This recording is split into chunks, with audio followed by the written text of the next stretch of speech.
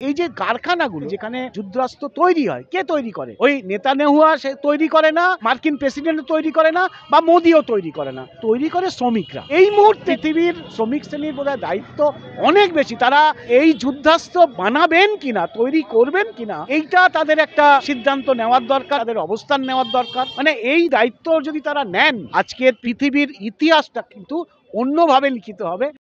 আমাদের কিন্তু গন্তব্যটা অত স্পষ্ট নয়, আমাদের কাছে রাস্তাটা হচ্ছে অনেক বেশি ইন্টারেস্টিং।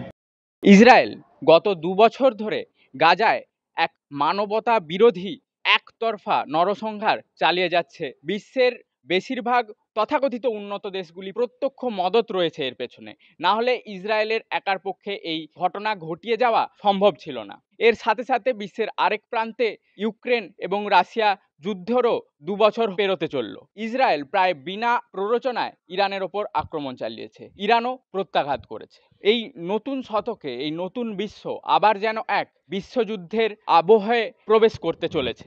দুর্ভাগ্যজনকভাবে এই পরিস্থিতিতে যুদ্ধবিরোধী সবল অবস্থান রাখার পরিবর্তে ভারত রাষ্ট্রপুঞ্জে যখন গাজায় যুদ্ধবিরতির প্রস্তাব আনা হচ্ছে, সেই প্রস্তাবের জন্য যে ভোটাভুটি হচ্ছে, সেই ভোটাভুটি অ্যাবস্টেন করছে। এটা বোঝাই যাচ্ছে তাদের এই প্রত্যক্ষ সমর্থন রয়েছে। ২০২৩-এর অক্টোবরে হামাসের আক্রমণকে অজুহাত করে ইসরায়েল গাজা ভূখণ্ডে যা চালিয়ে যাচ্ছে তাকে কোনোভাবেই যুদ্ধ বলা যায় না, তা এক নিরন্তর নরসংহারে পরিণত হয়েছে। এই যে আপনারা বলছেন ইসরায়েল মার্কিন জোট বা মার্কিন মদতপুষ্ট, দ্বিতীয় বিশ্বযুদ্ধের পর থেকে পৃথিবীকে আবার নতুন করে পুনর্বন্টন, পৃথিবীর সম্পদের একটা পুনর্বন্টন, রাষ্ট্রগুলোর মধ্যেকার সম্পর্কের একটা পুনর্বন্টন কিন্তু হচ্ছে। গাজার দিকে আমেরিকার নজর অনেক দিন থেকেই রয়েছে। পৃথিবীর যেখানে মাটির তলায় খনিজ পদার্থ রয়েছে, কোনো সম্পদ রয়েছে, গাজা ভূখণ্ডে সমুদ্র উপকূলে গ্যাস রয়েছে, এই গ্যাসটাকে দখল করা, মধ্যপ্রাচ্যে তেলের উপর একাধিপত্য প্রতিষ্ঠা করা দরকার। আমাদের ছত্তিশগড়ে দেখুন,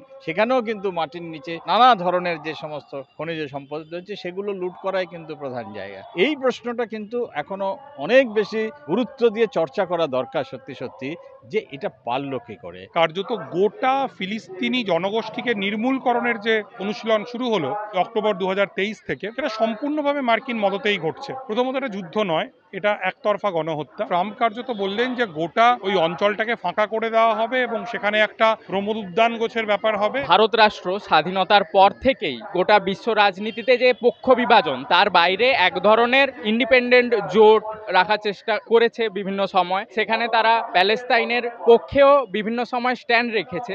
কিন্তু গত কয়েক বছরে দেখব ভারত রাষ্ট্রের সেই যে কূটনৈতিক যে নীতি, সেখানে এক ধরনের বদল হয়েছে।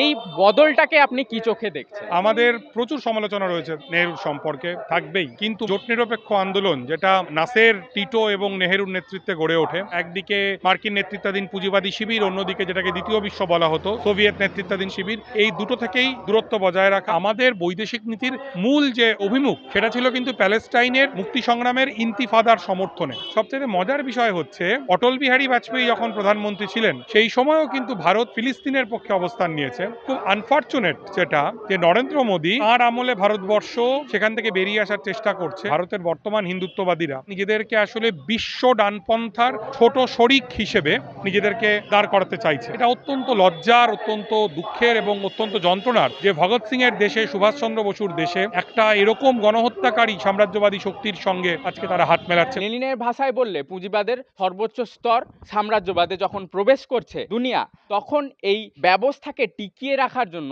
যুদ্ধ অবশ্যম্ভাবী হয়ে পড়বে। সাম্রাজ্যবাদের একেবারে ক্ষয়িষ্ণু অবস্থা না হলে যুদ্ধের দিকে তারা যায় না। দুটো বিশ্বযুদ্ধের ভয়াবহতা, ধ্বংসলীলা দেখার পর মার্কিন দেশ এবার এগিয়ে আসে গণতন্ত্রের ধ্বজা নিয়ে। কিন্তু এটা আসলে বকলমে যুদ্ধ পরিস্থিতিটাকেই জারি রাখার প্রক্রিয়া ছিল। তারা রাষ্ট্রগুলোকে আরো অস্ত্র দিয়ে সাজিয়ে তোলা, তাদের অস্ত্র ব্যবসা এর মধ্যে টিকিয়ে রাখা, ডলার অর্থনীতিকে এর মাধ্যমে টিকিয়ে রাখা, যুদ্ধ উন্মত্ত পৃথিবীর দিকে তারা বিশ্ব ব্যবস্থাকে নিয়ে গিয়েছে। শান্তি চুক্তি, গণতন্ত্রের কথা বলে আসা সেই সব মুখোশধারী রাষ্ট্রগুলো আজকে নিজেদের বানানো নিয়মগুলোই আর মেনে উঠতে পারছে না। ইসরায়েল হচ্ছে মার্কিনদের হাতে তৈরি একটি দুর্বৃত্ত রাষ্ট্র, যে রাষ্ট্রটিকে তৈরি তৈরি করা হচ্ছে পশ্চিম এশিয়া এবং উত্তর আফ্রিকা, যেটা তেলের সম্পদে সমৃদ্ধ, এই অঞ্চলের ওপর নজরদারি করার জন্য, এখানে যাতে তাদের দখলদারি আধিপত্য বজায় থাকে। গাজার যে শিশু তাদেরকে তারা নিশ্চিহ্ন করে দেবে, এইটা তাদের ঘোষিত লক্ষ্য, মানে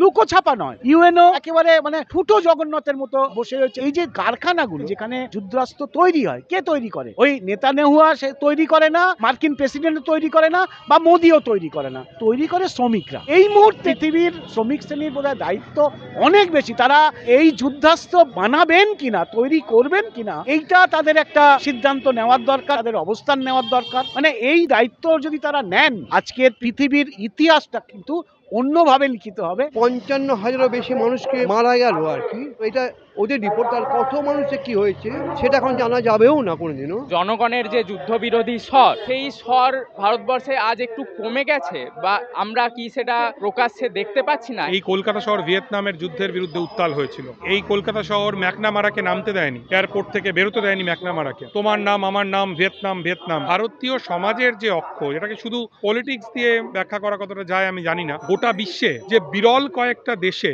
লক্ষ লক্ষ মানুষ প্রতি উইকেন্ডে ফিলিস্তিনের পক্ষে যুদ্ধের বিরুদ্ধে রাস্তায় নামছেন না, তার একটা হচ্ছে ভারত। গোটা ইউরোপে প্রত্যেক শনিবার লাখ লাখ লোক রাস্তায় নামছেন। মার্কিন যুক্তরাষ্ট্রের ছাত্রছাত্রীরা ইউনিভার্সিটিগুলো অকুপাই করে নিচ্ছেন। মার্কিন যুক্তরাষ্ট্রে অভিবাসীদের রেইড করাকে কেন্দ্র করে একটা বিরাট বড় আন্দোলন গড়ে উঠল। ভারতবর্ষে ভারত রাষ্ট্র তার নাগরিকদের বিরুদ্ধে যুদ্ধ ঘোষণা করছে। এই ছত্তিশগড়ে আদিবাসী তাদের মাওবাদীর নামে চিহ্নিত করে তাদের যে হত্যা করেছে, অধিকার রাষ্ট্র কেউ দেয়নি। আরো বেশি বেশি করে মাইক্রো লেভেলে গিয়ে কিভাবে কাজ করা, জনগণকে সংগঠিত করা, এটা আমাদের ভাবতে হবে। আমরা ওপর থেকে কোন লড়াই ডাক দিলে সেই লড়াই দাঁড়াবে না। এই যুদ্ধ জিগির নিয়ে যখন আমরা মেতেছিলাম, ডোনাল্ড ট্রাম্প এসে বললো যে না, অনেক যুদ্ধ হয়েছে, এখন তোমরা ছাড়ো। এই যে একটি ছোট সরু জায়গার উপর ক্রমাগত পরমাণু বোমা, ক্ষেপণাস্ত্র ছুড়ে যাওয়া হচ্ছে, তাতে কিন্তু সারা পৃথিবীর প্রাণ প্রকৃতির যে এক ব্যালেন্স, এটি ছিন্ন ভিন্ন হয়ে যায়। যার ফলে এই গরম, যার ফলে গ্লোবাল ওয়ার্মিং। এই গরমের দিনেই হয়তো সময় গর্জে ওঠা। এই যুদ্ধ এখন আর ইসরায়েল প্যালেস্টাইনের যুদ্ধে সীমিত নেই, প্রাণ বনাম অপ্রাণের লড়াইয়ে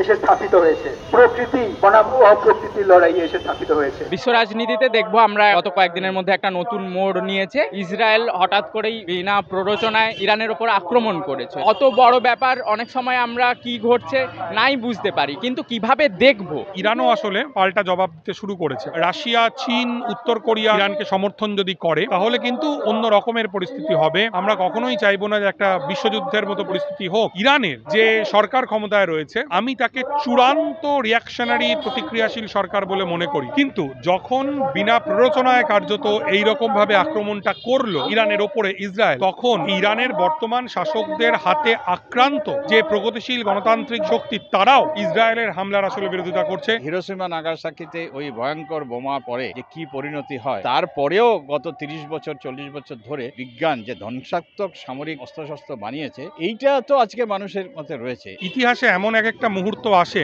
আসলে কোনো সিলভার লাইন দেখা যায় না। আবার হঠাৎ করেই এই মুহূর্ত বদলেও যেতে পারে। আমাদের কিন্তু গন্তব্যটা অত স্পষ্ট নয়, আমাদের কাছে রাস্তাটা হচ্ছে অনেক বেশি ইন্টারেস্টিং। সারা পৃথিবীতে, এমনকি খোদ আমেরিকাতে বিপুল সংখ্যক মানুষ রাস্তায় নামছে। ইভেন ইসরায়েলের ভেতর থেকেও কিন্তু একটা লড়াই চলছে, এবং কোনো সুনির্দিষ্ট নেতৃত্ব ছাড়া। ইসরায়েল হাসপাতালে, স্কুলে, ত্রাণ কেন্দ্রে মানুষ যখন সেখানে ত্রাণের জন্য হাহাকার করতে করতে আসছে, সেখানে তাদের ওপর গুলি চালাতেও পিছপা হয় না। সে চায় না এই যুদ্ধ বন্ধ হোক। এই পরিস্থিতিতে দাঁড়িয়ে আমাদের পক্ষ বেছে নিতে হবে। যুদ্ধ বাঁধলে আমরা উলুখাগড়াই, সাধারণ মানুষই প্রাণ হারাবেন। জনগণকে সক্রিয় অংশগ্রহণ করতে হবে, রাজপথে নামতে হবে, এবং মানবতা বিরোধী, লুণ্ঠনকারী, এই প্রকৃতি ধ্বংসকারী ব্যবস্থার বিরুদ্ধে আওয়াজ তুলতে হবে। দ্বিতীয় বিশ্বযুদ্ধে এই যুদ্ধবাজ রাষ্ট্রগুলো জিতে যায়নি। গোটা বিশ্ব জুড়ে লক্ষ কোটি জনতা রাস্তায় নেমেছিল। ভারতবর্ষেও নানান যুদ্ধবিরোধী মঞ্চ গড়ে উঠেছিল।